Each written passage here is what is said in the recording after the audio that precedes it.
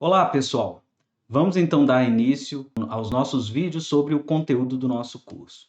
Eu queria já registrar inicialmente que não há uma pretensão da gente fazer um estudo aprofundado doutrinário, esgotando todo o conteúdo, mas tão somente a gente focar naquilo que é principal, que é essencial para um bom desenvolvimento da nossa atividade jurisdicional, olhando os nossos desafios lá na prática, no nosso dia a dia, nas unidades judiciárias. Então, para a gente iniciar esse debate, eu queria trazer como um referencial teórico para essa primeira reflexão, seguinte definição do Cândido Rangel Dinamarco, porque ela vai ser muito útil para a gente compreender um pouco o nosso papel dentro desse contexto. Então, olha lá como ele define, e que ele traz o tripé que sedimenta toda a teoria geral do processo. Ele vai falar de processo, ele vai falar de ação e ele vai falar de jurisdição. Então, olha lá como ele concatena esses três pilares para que a gente tenha um sentido lógico da própria existência do processo. Então, ele diz: o processo é o instrumento por meio do qual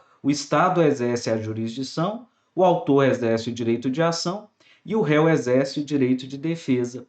Então, se a gente olhar aqui, os papéis ficam muito claros. O Estado exerce a jurisdição. Aqui está o nosso protagonismo, enquanto sujeitos imparciais que vão participar de uma relação dentro desse processo, com uma visão distante e equilibrada, tentando conduzir as partes a uma solução, em primeiro plano, consensual para o litígio, respeitando a autonomia dessas partes que estão munidas de todas as informações que circulam aquele conflito, para que elas busquem efetivamente um caminho que melhor atenda aos seus interesses. É o que a gente fala, primazia da solução de mérito. Então, aquela visão tradicional, a jurisdição como atividade efetivamente substitutiva, ela vai ficar como último mecanismo, quando efetivamente não for possível a construção dessa ponte entre as partes para elas dialogarem e, na autodeterminação quanto ao seu conflito, escolherem qual é o melhor caminho para a pacificação social.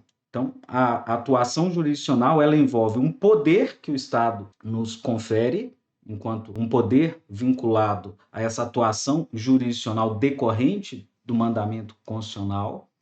Ela envolve uma função dentro dessa relação e também uma atividade jurisdicional que nos remete até uma diferenciação entre o processo como instrumento, e é um instrumento técnico, é um método que a gente vai utilizar para gerir esse conflito, e essa visão instrumental a gente precisa ter a clareza. O processo jamais vai ser algo em si próprio, um fim em si próprio. Ele sempre se orienta para um conflito lá no direito material. E dentro dessa perspectiva, a gente também vai encontrar a primazia das soluções de mérito como um princípio que vai orientar a nossa atuação. Isso se traduz na perspectiva de que um processo que não dá uma resposta à questão conflituosa, ao direito material, àquela pretensão que está apresentada na petição inicial, ele não está atingindo o fim, a razão da existência do processo.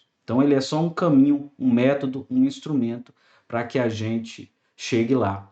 Então, a gente tem que respeitar, e a gente vai falar muito dos princípios que orientam essa nossa atuação na regulação dessa relação bilateral entre autor e réu, mas mais do que regular isso, a gente precisa ter uma visão finalística, que o processo ele caminha para um fim, e o fim é a solução daquele conflito. Então a gente precisa racionalizar, a gente vai falar muito aqui de aspectos práticos, quais os cuidados que a gente precisa ter na racionalização, mas a gente precisa sempre manter um foco. Qual é a direção? O que essa fase me exige e como superar os obstáculos processuais que vão surgindo no decorrer do desenvolvimento daquela relação.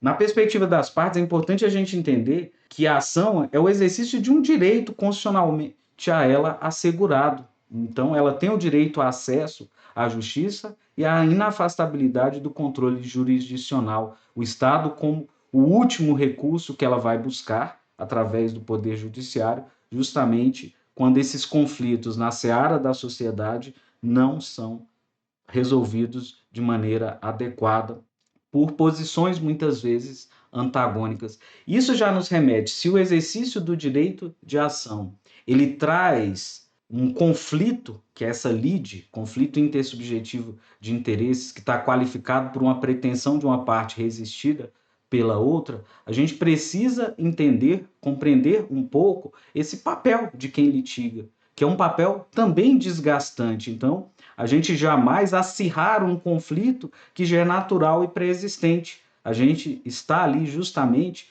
para pacificar, para acalmar, para construir ponte para essa solução. Então, uma atuação jurisdicional adequada no processo, ela jamais acirra esse conflito. Nosso papel não é esse, o nosso papel é de apaziguador.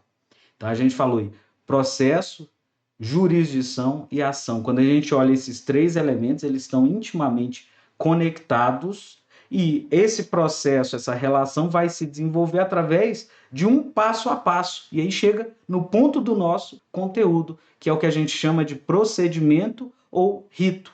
E aí, nesse sentido, o código foi muito feliz, o Código 2015, ele facilitou a organização trazendo um único rito comum. No Código de 73, a gente tinha um rito comum que se subdividia em rito sumário e ordinário. A gente já não tem mais essa subdivisão. O rito comum, aprender o rito comum, significa entender a relação, como a relação na fase de conhecimento, ela se desenvolve em sua plenitude. Se a gente olhar para os procedimentos especiais, não sei se todo mundo já teve essa visão. O procedimento especial, ele não cria de ponta a ponta um rito, que é esse conjunto coordenado de atos, até que haja a solução daquele conflito, de forma absolutamente distinta do procedimento comum. Pelo contrário, ele se orienta pelo procedimento comum e o que a gente vai encontrar lá nos procedimentos especiais são tão somente as adequações, as adaptações nesse procedimento, olhando a questão de direito material que ali está em jogo. Em geral, a gente vai ver alterações na fase postulatória, a gente não vai encontrar normas regulando, por exemplo, a fase instrutória, nem a fase decisória e também a fase de saneamento e organização.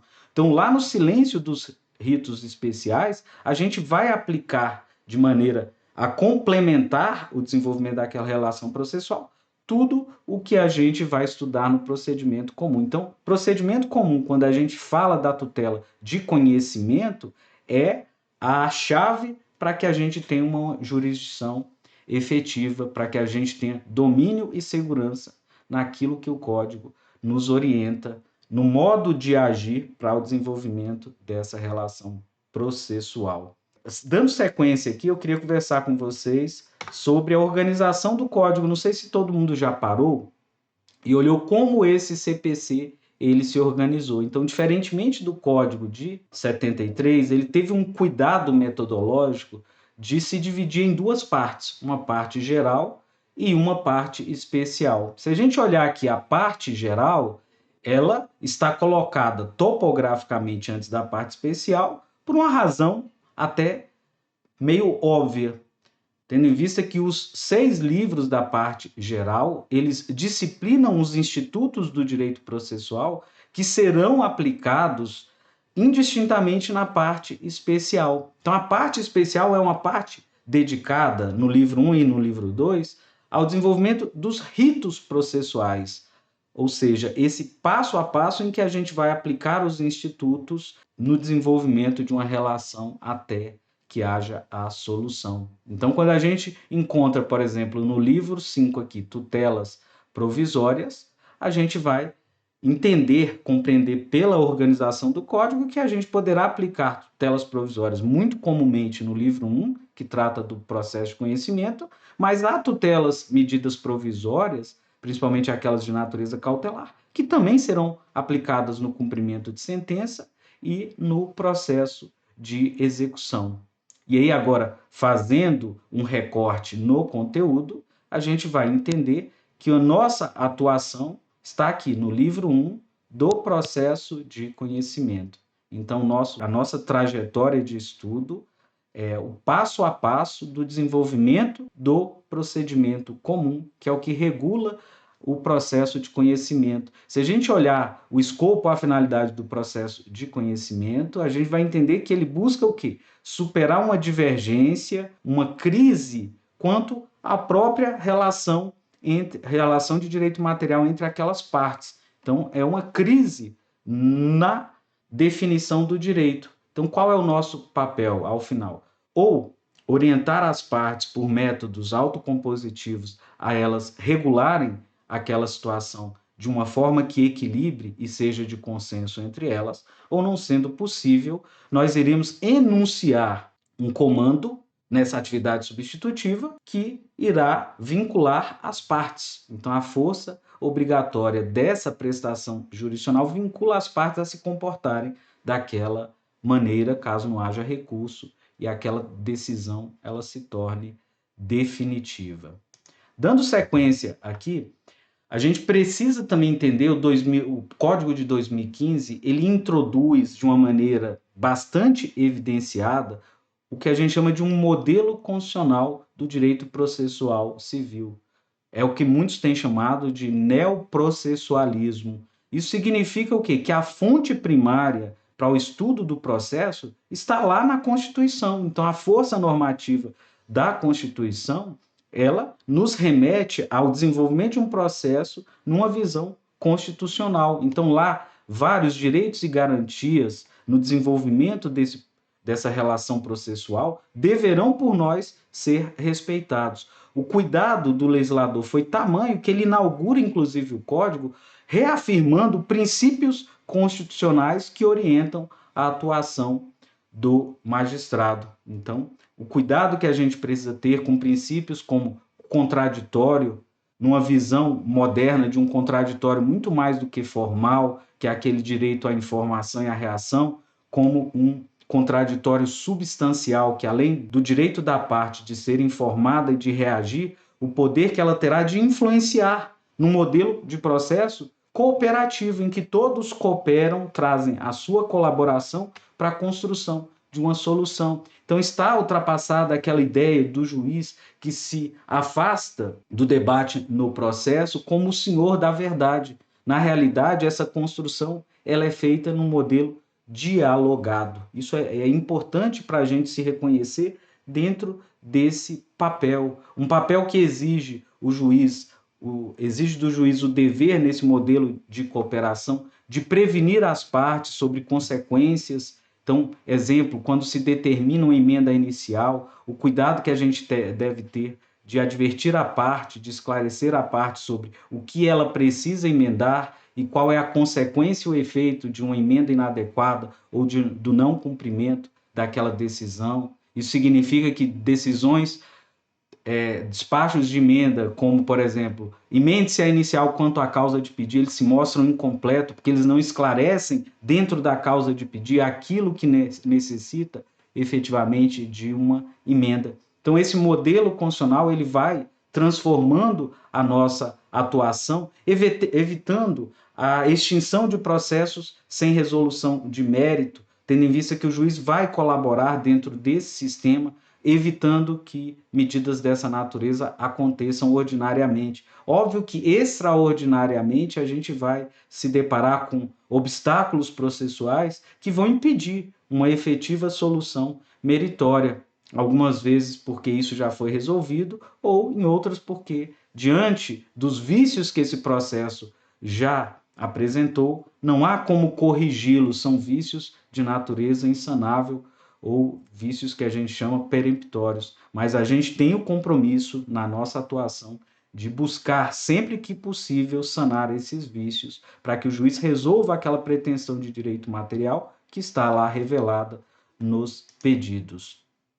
Esse modelo constitucional, ele já inaugura, então o artigo 1º, ele deixa assim uma visão clara que a orientação primária do juiz é a leitura e a aplicação das disposições constitucionais. Olha lá, o processo civil será ordenado, disciplinado e interpretado conforme os valores e as normas fundamentais estabelecidos na Constituição da República em primeiro plano, observando-se as disposições deste código. Então, a gente vai concretizar os comandos constitucionais, as garantias que estão reveladas ali na carta, nossa carta política, em especial no artigo 5º, que há várias disposições que regulam a atuação do juiz nesse processo, a garantia do efetivo contraditório e da ampla defesa, a garantia do acesso à justiça com a facilitação dos meios, o tratamento adequado desses